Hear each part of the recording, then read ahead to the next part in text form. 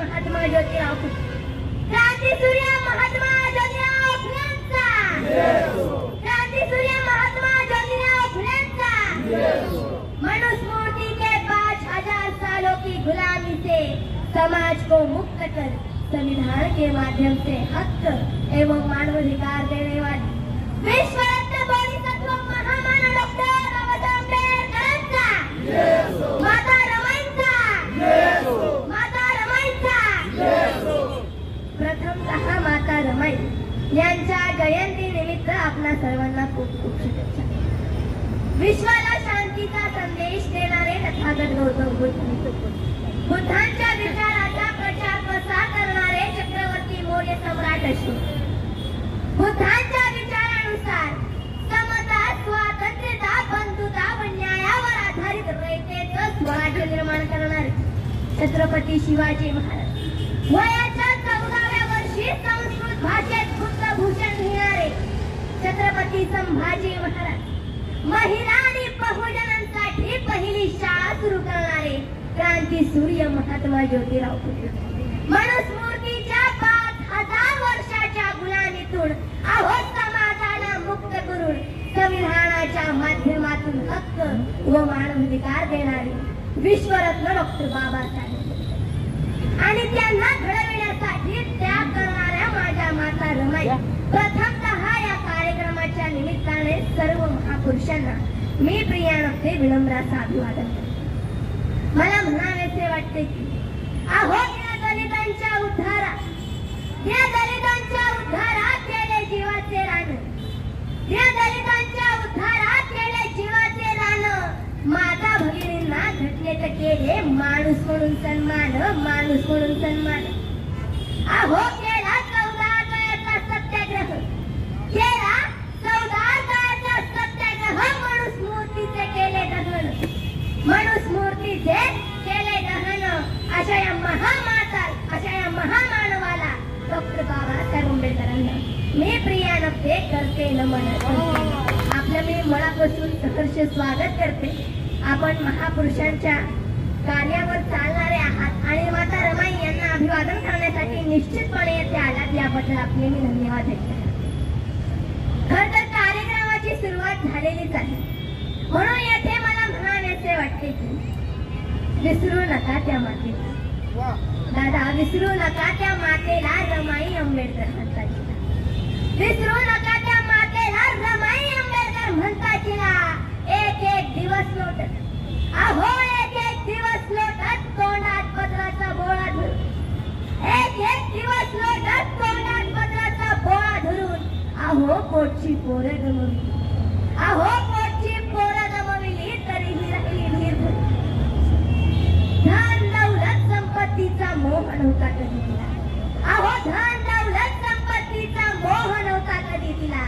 विसरू नका त्या मातेला, रमाई आंबेडकर म्हणतात तिला, रमाई आंबेडकर म्हणतात। अंधार बाजूला साऱ्या, अहो अंधार बाजूला साऱ्या दिव्यागत जळत राहिली ती, अंधार बाजूला साऱ्या दिव्यागत जळत राहिली ती। समाजाचा उद्धारासाठी झुलून दिनरात घाम गाळत राहिली, अंधार बाजूला साऱ्या दिव्यागत जळत राहिली ती, समाजाच्या उद्धारासाठी झुलून दिनरात घाम गाळत राहिली। लेकरास देई असा नवाचा निळा, अहो विसरू नका त्या मातेला, रमाई आंबेडकर म्हणताचेला, विसरू नका त्या मातेला, रमाई आंबेडकर म्हणतात। डॉक्टर बाबासाहेब आंबेडकर यांच्या पत्नी माता रमाई म्हणजे समस्त भारतीयांच्या माऊ, चराचरावर प्रेम करणाऱ्या माय म्हणजे तुझ्यावरची साय। अशा माता रमाईंचं कार्य हे महिलांना समजून घेणं गरजेचं आहे। महिलांनाच नाही तर त्यांचा त्यागाचा ठेवा समाजाला समजून घेणं गरजेचं आहे। समाजाने आपल्या माता रमाईचा आदर्श घेणं गरजेचं आहे। खरं तर डॉक्टर बाबासाहेब आंबेडकर यांच्या कार्याप्रती जर माता रमाईने आपलं जीवन समर्पित केलं नसतं तर बाबासाहेबांना शून्यातून जग निर्माण करता आलं नसतं। म्हणून पुढे मला म्हणावेसे वाटते की, म्हणून पुढे मला म्हणावेसे वाटते की दुःख बाजूला साऱ्या, अहो दुःख बाजूला साऱ्या दिव्यागत जळत राहिली होती माझी रमाई। तर या रमाईला अभिवादन करण्यासाठी आपण सर्वजण आलेलो आहोत, म्हणून मला म्हणावेसे वाटते की जन्म द्या माता रमाई द्या माता रमाईला तेव्हा येते बाबासाहेब धरती. जन्म द्या माता रमाईला तेव्हा येते बाबासाहेब धरती. नाहीतर इतिहासाला नतमस्तक व्हा. नाही तर इतिहासाला नतमस्तक व्हा. उद्या इतिहास देखील घडेल. तर पुढे मला म्हणावेसे वाटते खांद्याला खांदा लावून बनवा एक मजबूत किल्ला. विसरू नका त्या मातेला रमाई आंबेडकर म्हणतात. कोण म्हणतं तू 7 कोटीची माय, कोण म्हणतं तू 9 कोटीची माय, कोण म्हणतं तू 7 कोटीची माय, कोण म्हणतं तू 9 कोटीची माय. मी म्हणते तू सर्वांचीच माय. दाखवावा असा भारतीय मला ज्याच्यावर माझ्या रमाईचे उपकार नाही, ज्याच्यावर माझ्या रमाईचे. खरं तर बाबासाहेबांच्या कमाईची मालकीण होती माझी रमाई. बाबासाहेबांच्या कमाईची मालकीण होती माझी रमाई. बाबासाहेबांच्या कमाईची मालकीण होती माझी रमाई. बाबासाहेबांच्या क्रांतीची मशाल होती माझी रमाई. इथल्या प्रत्येक पोरक्या लेकराची आई होती माझी रमाई. बाबासाहेबांच्या लेखणीची शाई होती माझी रमाई. बरोबर आहे ना ताई? म्हणून पुढे मला म्हणावेसे वाटते, जन्म दिला नसला तरी संगोपन आमचे केलेले आहे. जन्म दिला नसला तरी संगोपन केलेले आहे. आमचे बालपणीने केलेले आहे. समाजाच्या उद्धारासाठी बाबासाहेबांसोबत ही पण घेतली. अहो देहाने घटली परंतु मागे नाही. देहाने घटली परंतु मागे ना घटली. अशाच माता रमाईला मी प्रियानप्ते विनम्र अभिवादन करते व आपणा सर्वांना माता रमाई यांच्या जयंतीनिमित्त खूप खूप शुभेच्छा. खरं तर माता रमाईंचा इतिहास समजून घ्यायचा असेल तर बाबासाहेबांचा इतिहास समजून घ्यावा लागतो. आणि जर बाबासाहेबांचा इतिहास समजून घ्यायचा असेल तर महापुरुषांचा इतिहास समजून घ्यावा लागतो. चळवळ सुरू झाली 2500 वर्षापूर्वी. खरं तथागत गौतम बुद्ध यांचे वडील सिद्धोधन हे शाक्य कुली वंशाचे शासक म्हणजे शेतकरी कुणबी राजा होते. आणि त्यांचे पुत्र म्हणजे सिद्धार्थ गौतम. खरं तर विश्वाने त्यांच्या बुद्धिमत्तेला, त्यांच्या विद्वत्तेला पाहून त्यांना बुद्ध ही उपाधी दिलेली आहे. तशी महात्मा ज्योतिराव फुले यांचं कार्य बघून लोकांनी त्यांना महात्मा ही उपाधी दिली. त्याचप्रमाणे तथागत गौतम बुद्ध यांना विश्वाने बुद्ध ही उपाधी दिलेली आहे. खरं तर वयाच्या 29व्या वर्षी त्यांनी सुखी संसार सोडून रानावनाचा मार्ग धरला. जगात दुःख आहे हे सांगणारा पहिला बुद्ध होता. अहो जगात दुःख आहे हे सांगणारा पहिला बुद्ध होता. दुःख हे आर्य अष्टांगिक मार्गाने नष्ट होते हेही सांगणारा पहिला बुद्ध होता. जगातले दुःख नष्ट करून सुख मिळवून देणाराही पहिला बुद्ध होता. म्हणून लोक त्यांना सुख करता दुःख करता असे म्हणत होते. खरं तथागत गौतम बुद्ध यांनी आपल्या सर्वांना एक महान संदेश दिलाय. आत्मदीप भव म्हणजे स्वयंप्रकाशित व्हा. तुम्हीच तुमचे गुरु होऊ शकता. तुम्हाला कथाकथित गुरु करण्याची गरज नाही व कोणाच्या शरण अथवा पाया पडण्याचीही गरज नाही. तथागत गौतम बुद्ध हे खूप महान व्यक्तिमत्व होते. छत्रपती शिवरायांनी बुद्धांना आदर्श मानले व शिवरायांचा जन्म तुम्हा सर्वांना माहितच असेल शिवनेरी किल्ल्यावर झालेला आहे. त्या पाठीमागचं देखील एक ऐतिहासिक कारण आहे. शहाजी महाराज यांचा जन्म जगप्रसिद्ध बुद्ध लेणी असलेल्या वेरूळ येथे झालेला आहे. साहजिकच आहे की त्यांच्यावर बुद्धांचे विचाराचे म्हणजे समता, स्वातंत्र्यता, बंधुता व न्यायाचा प्रभाव होता. जेव्हा राजमाता जिजाऊ यांच्या पोटात बाळ शुभा होते तेव्हा शहाजी महाराज आणि राजमाता जिजाऊ हे शिवनेरी किल्ल्यावर आले. कारण त्या किल्ल्यावर 4 फेर बुद्ध लेण्या आहेत. बाळ शुभांवर बुद्धांच्या विचाराचा प्रभाव व्हावा अर्थात समता, स्वातंत्र्यता, बंधुता व न्यायाचा प्रभाव व्हावा म्हणून ते शिवनेरी किल्ल्यावर आले. खरं तर जिथे शिवरायांचा जन्म झाला तेथून 50 मीटर अंतरावर एक मस्जिद आहे. परंतु त्या मस्जिदीखाली एक विशाल बुद्ध विहार आहे. त्या बुद्ध विहाराचा वापर पाणी साठवण्यासाठी केला जातो. हौद म्हणून केला जातो. फार दुर्दैवाची गोष्ट आहे. परंतु हे आपण मनावर घेतो का? खरं तर आता जयंती पण शिवरायांची येणार आहे. आपण त्या दिवशी मोठा डीजे लावणार, कार्यक्रम ठेवणार प्रबोधनाचा. काही लोक नाचणारी मंडळी बोलवतात. शिवरायांचा अपमान करतात. परंतु शिवरायांचा जन्म शिवनेरी किल्ल्यावर झाला. तेथील बुद्ध विहारांची, तेथील बुद्ध लेण्यांची हालत काय झाली याचा विचार आपण करतो का? खरं तर या कार्यक्रमाच्या निमित्ताने मी आपल्या सर्वांना सांगू इच्छिते, 6 जून 1674 ला शिवरायांचा राज्याभिषेक झाला.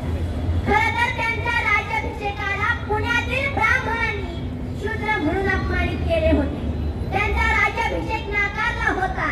तर शिवरायांचे काही सहकारी गागा भट्टाकडे गेले, म्हणजेच काशीला गेले आणि त्यांनी काशीच्या गागा भट्टाला छत्रपती शिवाजी महाराज आणि बुद्धांचा इतिहास समजून सांगितला.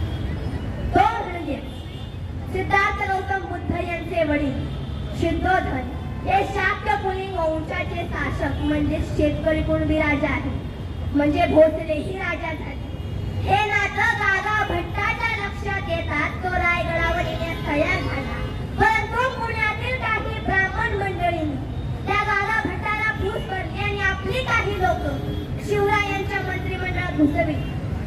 त्या गागा भट्टाने शिवरायांचा राज्याभिषेक 6 जून 1674 ला आपल्या डाव्या पायाच्या अंगठ्याने केला. हे राजमाता जिजाऊ यांना सहन झाले नाही, म्हणून त्या 10 दिवसातच म्हणजे 17 जून 1674 ला मृत्यू पावला. शिवरायांनी आपला दुसरा राज्याभिषेक देखील केलेला आहे. 24 सप्टेंबर 1674 शाक्त म्हणजेच बुद्ध पद्धतीने निश्चलगिरी गोसावी द्वारा त्यांनी आपला दुसरा राज्याभिषेक केला. बाबासाहेब नेहमीच म्हणायचे, छत्रपती शिवाजी महाराज हे शूद्र राजा होते, कारण त्यांच्या राज्याभिषेकावेळी मनुवाद्यांनी त्यांना शूद्र म्हणून अपमानित केले आणि त्यांचा मृत्यू 3 एप्रिल रोजी मोरोपंत पिंगळे याने त्यांना दुधात विष देऊन त्यांचा विश्वासघात केला. संभाजी महाराजांना देखील मनुस्मृतीनुसार मारण्यात आले होते, कारण त्यांनी वयाच्या 14व्या वर्षी संस्कृत भाषेत बुद्धभूषण हा ग्रंथ लिहिला होता. तप्तसणीने डोळे फोडले, कान फोडले, जीभ कापली, हातापायाची बोटे छाटून, अंगाची साल काढून हाल हाल करून त्यांना मनुस्मृतीनुसार मारण्यात आले. खरं तर या कार्यक्रमाच्या निमित्ताने मी आपल्या सर्वांना सांगू इच्छितो, आपल्या सर्वांना जाणून घ्यावं लागेल आपला दुश्मन कोण आहे. खरं तर संभाजी महाराज, छत्रपती शिवाजी महाराज आपल्या महापुरुषांना या मनवादी व्यवस्थेने कसं छळलं हे आपल्याला जाणून घ्यावं लागेल. आपला दुश्मन कोण आहे हे देखील आपल्याला जाणून घ्यावं लागेल. छत्रपती शिवरायांच्या अपमानाचा बदला घेण्यासाठी डॉक्टर बाबासाहेब आंबेडकर यांनी रायगडाच्या साक्षीने मनुस्मृतीचे जतन केले. आपणा सर्वांना सांगत असताना मला आपणा सर्वांना सांगावेसे वाटते की डॉक्टर बाबासाहेब आंबेडकर नेहमीच म्हणायचे, मला संविधान लिहिताना जास्त विचार करावा लागला नाही, कारण आदर्श छत्रपती शिवाजी महाराज, संभाजी महाराज, बुद्धांचे जीवन कार्य व विचार माझ्या डोळ्यासमोर होते. खतर बाबासाहेबांचे कार्य सांगत असताना मला म्हणावेसे वाटते की doctor Babasaheb Ambedkar has a very religious personality who abhorred for society, give justice for the Dalit community and Satyagraha Mat did this like water. Dr. Babasaheb Ambedkar who slaughters for women, give justice for women in constitution. महिलांना घटनेत न्याय मिळवून देणारे असे आधुनिक भारताचे शिल्पकार doctor Babasaheb Ambedkar. परंतु त्यांच्या पाठीमागे ज्यांचा हात होता त्या माता रमाई.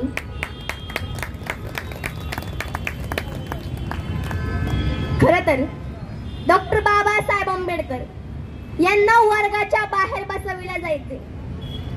अस्पृश्यतेत त्यांचा जन्म झाला ही त्यांची चुकी होती का?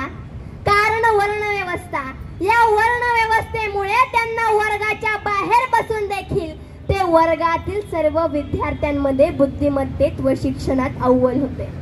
When King Sayajirao Gaikwad came knows about religious and sent Dr. Babasaheb Ambedkar to higher education in Columbia University.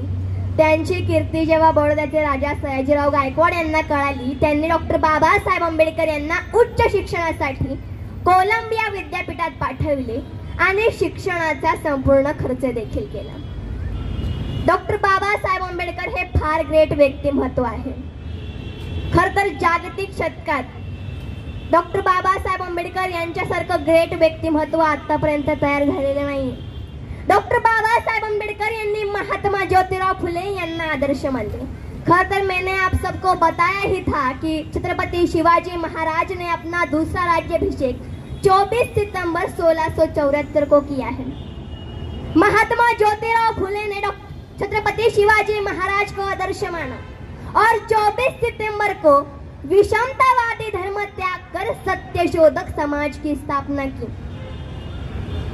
23 सितंबर 1917 को जब बड़ौदा में कुछ मनुवादी लोगों ने डॉक्टर बाबा साहब अम्बेडकर के आत्माभिमान को ललकारा, तो डॉक्टर बाबा साहब अम्बेडकर ने एक पास के ही बगीचे में एक पेड़ के नीचे उदास रात बिताई.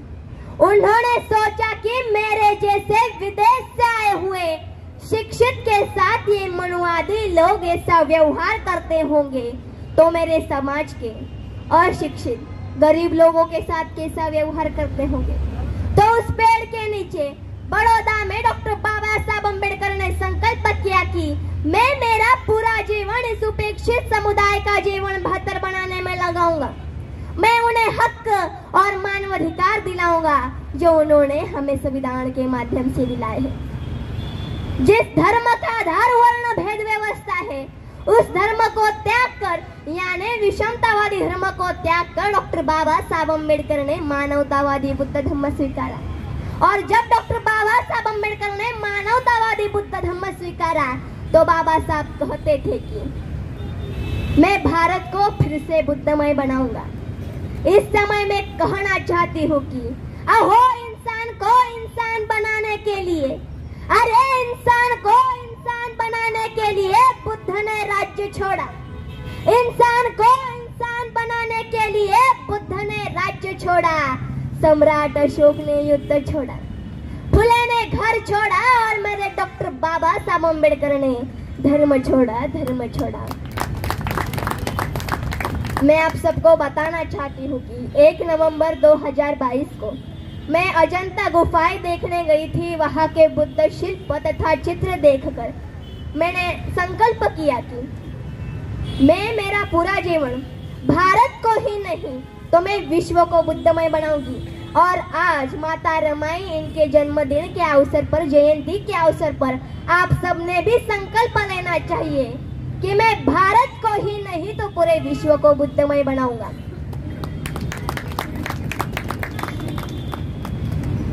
खरं तर येथे उपस्थित असलेल्या मान्यवरांना मी सांगू इच्छिते की आपण जयंती निमित्त एकत्र आलेलो आहोत, परंतु आपल्या महापुरुषांनी काय कार्य केले, आपल्या महापुरुषांनी आपल्यावर काय उपकार केले त्याची जाणीव आपणा सर्वांना अजिबातच नाहीये.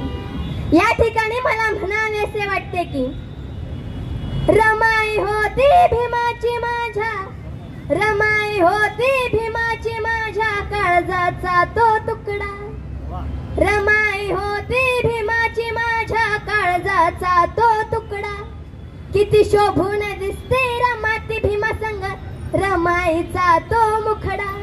रमाई होती भीमाची माझ्या काळजाचा तो तुकडा. किती शोभून दिसतय भीमा संग माझ्या रमाईचा तो मुखडा. सोन्यानं मडवून घडवून दिलं ते घरदार. आहो सोन्यानं मडवून घडवून दिलं ते घरदार. नाही फिटता फिटणार माझ्या रमाईचे उपकार. नाही फिटता फिटणार माझ्या रमाईचे उपकार. आम्हा मिळून दिलाय सार बंगला गाडी आणि घरदार. आम्हा मिळून दिलाय सार बंगला गाडी आणि घरदार. आम्हा मिळून दिले सगळं बंगला गाडी घरदार. परंतु ज्या मातेने एवढे कष्ट सहन केलेत, बाबासाहेबांना घडवले आणि बाबासाहेबांनी आपल्या सर्वांसाठी संविधान लिहिले आणि आपल्याला माणूस म्हणून जगण्याचा अधिकार दिला. म्हणून पुढे मला म्हणावेसे वाटते की आम्हा मिळून दिलाय सार बंगला गाडी आणि घरदार.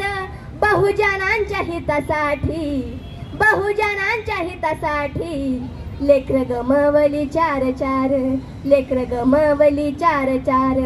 अशा कठीण काळी संसार केला तो दमान.